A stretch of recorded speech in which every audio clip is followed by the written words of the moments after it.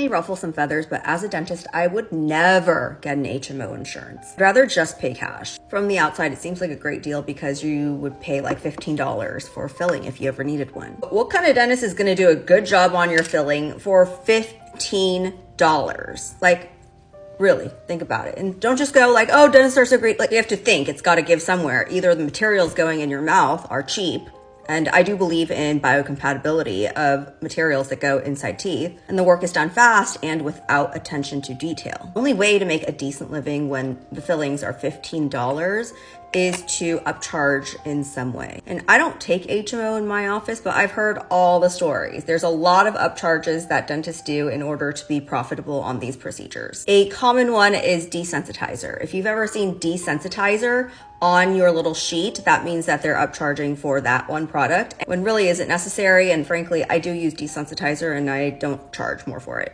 Another thing that you'll often see in an office like this is that they won't really diagnose a filling because they don't make enough money doing fillings. So they'll just say like, oh, this is a cavity, but we'll watch it. It's small. Now, I think there's merit in watching things. There's a chance that it'll reverse in nature, but if it started and small, then you got to do it while it's small. Watching things can be a slippery slope because yes, it can signal that a dentist is conservative and thoughtful, but if not done in the right situation, it is neglect, and that cavity will grow bigger and need bigger treatment. Again, this is not what people want to hear, but it makes business sense. Now, I'm not saying every dentist that takes HMO does stuff like this, but it is commonplace enough in the industry that I think, people should know about it. I think what it really boils down to is just being able to trust your dentist, because I've seen shoddy things in PPO environments as well. Like one dentist that I work for that I quit, he would diagnose a OB on every molar without having even looked in the mouth, because that's one of those ones that don't really show up on an x-ray and insurance pretty much covers every single time. Even just thinking about that makes me mad. Whether you have insurance or not, you want the ability to be able to choose your dentist, because as a patient, you have no clue whether that dentist is doing a good job